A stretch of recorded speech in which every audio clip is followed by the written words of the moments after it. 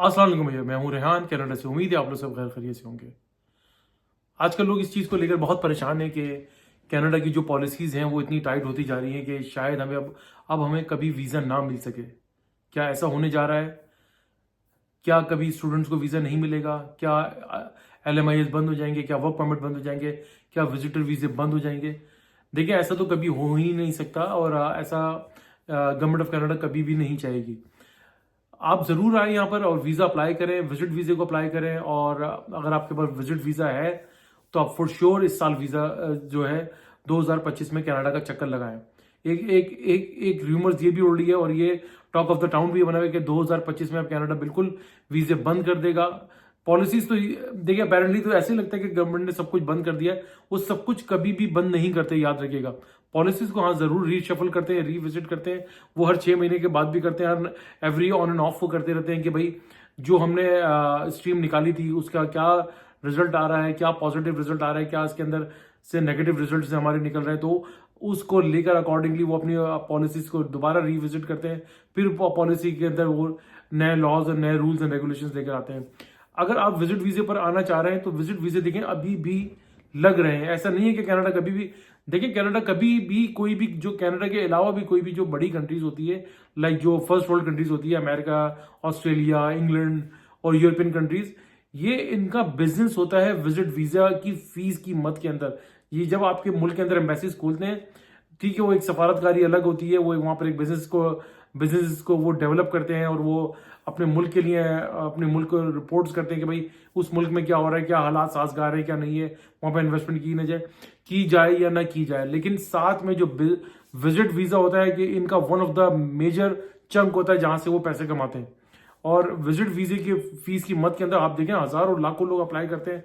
अगर आप एक साल का डाटा ही निकाल लेंगे, अगर यूके या यूएस का या कनाडा का, तो मिलियंस ऑफ डॉलर ये गवर्नमेंट जो है ना सिर्फ विजिट वीजे के थ्रू ही कमाते हैं। तो ये कभी भी, ये इंडस्ट्रीज कभी भी बंद नहीं हो सकती हैं। लेकिन हाँ, इनके अंदर चेंजेस जरूर किए जाते हैं, सख्ती जरूर की जाती है। क्या नाम है इसका, वीजा इशूइंग क्या नाम है इसका, रेशियो होता है, उसको थोड़ा सा कम कर देते हैं, थोड़ा सा कोटा कम कर देते हैं, ताकि उसके अंदर स्क्रूटनी ये करते हैं, बेटरमेंट ये करते हैं कि भाई इनको अब सिस्टम इन्होंने लगा दिए सारे AI के थ्रू, ये सारा काम करते हैं। वो इसके अंदर फ्रॉडुलेंट आपके डॉक्यूमेंट्स वो जो ट्रैक डाउन कर लेते हैं और वो सारी चीजें उस सिस्टम के थ्रू इनको पता चल जाता है। तो अगर आपके पास विजिट वीजा है तो फॉर श्योर आप कनाडा का चक्कर लगाएं, समर में चक्कर लगाएं, समर को एंजॉय करें। अगर आपके पास विंटर को एंजॉय करना चाह रहे हैं, कुछ लोग विंटर यहाँ का देखना चाहते हैं, यहाँ पर भी विंटर में भी बहुत एक्टिविटीज होती हैं, तो आप यहाँ पर विंटर में आके देखें, कनाडा को एक्सप्लोर करें। तो यहाँ पर सारी चीजें एक्टिविटीज को, लाइक अगर आप एक्सप्लोर करेंगे, आएंगे कनाडा का, आपको पता चलेगा, तो यू विल इंजॉय। और साथ में अगर आप कनाडा का विजिट वीजा अप्लाई करने का प्लान कर रहे हैं तो उसके लिए अब आपको जो है बहुत ज्यादा कॉन्शियस होना पड़ेगा, बहुत ज्यादा वेल प्रिपेयर्ड होना पड़ेगा। लाइक अच्छे डॉक्यूमेंट्स आपको लाइक प्रॉपर डॉक्यूमेंटेशन उसकी करनी पड़ेगी। आपको मैं पहले भी ये सारी चीजें बता चुका हूँ कि इन्विटेशन आपके पास होना चाहिए, होटल की बुकिंग होनी चाहिए, रिटर्न टिकट आपके पास होना चाहिए, सफिशिएंट आपके पास फंड्स होने चाहिए। अगर आप आ रहे हैं तो आपके पास, अगर आप जिस मुल्क में रहते हैं जॉब करते हैं तो जॉब लेटर होना चाहिए, बिजनेस होता है तो आपके पास प्रॉपर बैंक स्टेटमेंट, अपने बिजनेस के डॉक्यूमेंट्स होने चाहिए।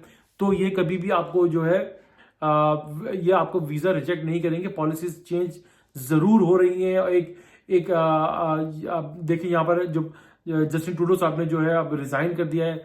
अब देखिए नया प्राइम मिनिस्टर कौन आता है, उसके बाद क्या हालात बनते हैं, क्या मिड टर्म इलेक्शन कॉल हो जाएंगे। और सुनने में आ रहा है कि क्रिस्टियन फ्रीलैंड के चांसेस हैं जो कि वो नेक्स्ट प्राइम मिनिस्टर उनको नॉमिनेट कर दिया जाएगा। मेरे ख्याल से, मेरा एनालिसिस ये कि मैंने जो जितना न्यूज में पढ़ा मैं उस अकॉर्डिंगली बता रहा हूँ, but I am not sure कि कौन आता है कौन नहीं आता। तो वो आती है तो उसके बाद क्या जस्टिन ट्रूडो साहब की गवर्नमेंट जो है इस साल जो 2025 के अक्टूबर तक सरवाइव कर पाएगी या अर्ली इलेक्शन कॉल हो जाएंगे। अर्ली इलेक्शन कॉल हो जाते हैं तो उसका मतलब है अप्रैल और मई के अंदर यहाँ पर अर्ली इलेक्शन कॉल हो जाएंगे। तो उसके अंदर आपके पास काफी टाइम होगा जिसमें आप जो है अपना विजिट वीजा अप्लाई कर सकते हैं, क्योंकि यहाँ पर इलेक्शन का माहौल होता है। पॉलिसीज वही रहती हैं, लेकिन जो पॉलिसीज बना दी जाती है, लेकिन इसमें काफी चांसेस आपके बन जाते हैं कि अगर आप विजिट वीजा अप्लाई करते हैं तो आपको चांस बन जाएगा विजिट वीजे पर कनाडा आने का। जो नई गवर्नमेंट आती है, आने वाली गवर्नमेंट फिर पॉलिसी का वो ऐलान करेगी कि इमिग्रेशन की पॉलिसीज क्या होंगी, क्या क्या क्या क्या किया जाएगा, क्या नहीं किया जाएगा, इसके अंदर क्या मजीद सख्ती की जाएगी या थोड़ा सा रिलैक्सेशन किया जाएगा?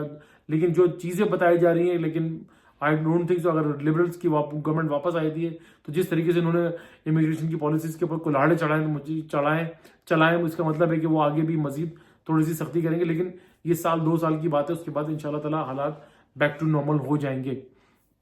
और साथ में आजकल अंदर यानी कि ये डिस्कशंस भी चल रही है कि भाई उन ममालिक को वीज़े के ऊपर नजरसानी ये भी करेंगे कि जो लोग यहाँ आ जाते हैं और उनको समहाउ उनको डेपोटेशन का सामना करना पड़ता है, लेकिन जब वो डेपोटेशन का सामना करना पड़ता है तो उनकी कंट्री उनको एक्सेप्ट करने से इनकार कर देती है। तो ये भी कहा जा रहा है और सोचा जा रहा है कि ऐसे ममालिक को वीज़े ना दिए जाए। तो अब देखें, लेकिन इस इंडिया और पाकिस्तान से सबसे ज़्यादा मेरे ख्याल से लोग अप्लाई करते हैं, तो उसके ऊपर भी काफ़ी सोचो विचार है कि भाई इसके ऊपर भी क्या मजीद रूल्स एंड रेगुलेशंस लगाए जाएंगे ताकि थोड़ी सी चीज़ों को कट डाउन किया जाए। लेकिन वही बात है कि अपनी डॉक्यूमेंटेशन, अपनी चीज़ें प्रॉपर रखें, लाइक अपनी जो इनकी रिक्वायरमेंट है उसके ऊपर रखें और इनको मुतमईन कर दें।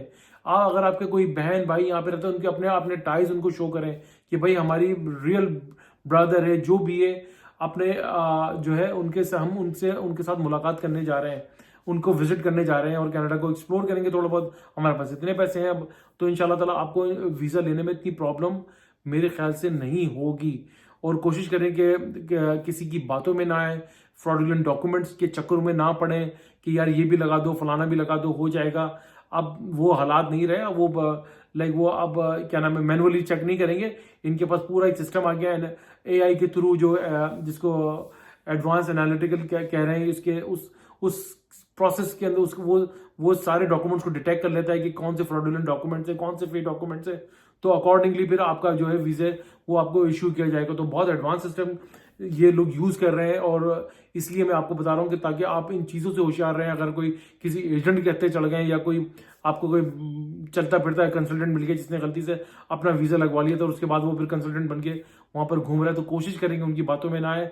प्रॉपर CIC की वेबसाइट पे जाएं, जो रिक्वायर्ड चेक लिस्ट है उसको फॉलो करें। अदरवाइज जो है, अगर आप किसी की बातों में आएंगे, यकीन करेंगे आपका फ्यूचर भी खराब होगा और आपके जो है फाइल के ऊपर फ्लैग लगा दिया जाएगा। फिर हर बार जब भी आप अप्लाई करेंगे तो आप समझेंगे अपनी फाइल के ऊपर मजीद कुल्हाड़े मार रहे हैं और वहां से जो ना वो आपकी फाइल के अंदर खून ही रास्ता रहेगा और आपको वीज़ा नहीं मिलेगा। तो इन चीज़ों का बहुत ख्याल रखिएगा। इंशाल्लाह ताला नेक्स्ट मैं एक और व्लॉग बनाऊंगा इसके ऊपर मजीद के हम और क्या क्या कर सकते हैं। मैं हमेशा कहता हूँ कि भाई अगर आप विजिट वीज़ा अप्लाई करना चाह रहे हैं या कुछ भी करना चाह रहे हैं, पैसे हैं तो $200-300 का मुंह ना देखें, किसी प्रॉपर रेगुलेटेड इमिग्रेशन कंसल्टेंट से रब्ता करके उससे अपनी फाइल को तैयार कराएं और उसकी भी जो है रेटिंग अगर आप गूगल के ऊपर सर्च कर लें तो आपको अंदाजा हो जाएगा कि भाई ये कंसल्टेंट मेरे किसी काम के भी है, ऐसी भी मुझसे पैसे लेके आगे पीछे हो जाएगा। तो ये सारी चीज़ों का बहुत ध्यान रखना है। इंशाल्लाह ताला वीज़े लग रहे हैं, वीज़े कभी बंद नहीं होंगे, वीज़े लगते रहेंगे। हाँ, चीज़ें चेंज की है इन्होंने, लेकिन उन्हीं चीज़ों में रहकर आपने वीज़ा अप्लाई करना है और उन्हीं चीज़ों में रहकर जो है ना आपने वीज़ा हासिल करना है। उसी सिस्टम में रहकर आपने कनाडा का विजिट करना है और आप कनाडा को एंजॉय करना है, अपॉर्चुनिटीज ढूंढनी है। इंशाल्लाह ताला अल्लाह ताला कोई ना कोई रास्ते बना देगा। वीडियो अच्छी लगे तो भैया लाइक करें, सब्सक्राइब करें, बेल आइकन का बटन जरूर दबाइएगा, शेयर करना ना भूलिएगा, दुआ दीजिए, दुआ लीजिए। दुआ में बड़ी ताकत है, सदका खैरात चैरिटी करते रहा कीजिए, ये बड़ी बड़ी परेशानियों आफात से बचाती है और एक दूसरे को जरूर काम आते रहा कीजिए। इंशाल्लाह ताला फिर हाजिर होंगे, तब तक के लिए अल्लाह हाफिज़।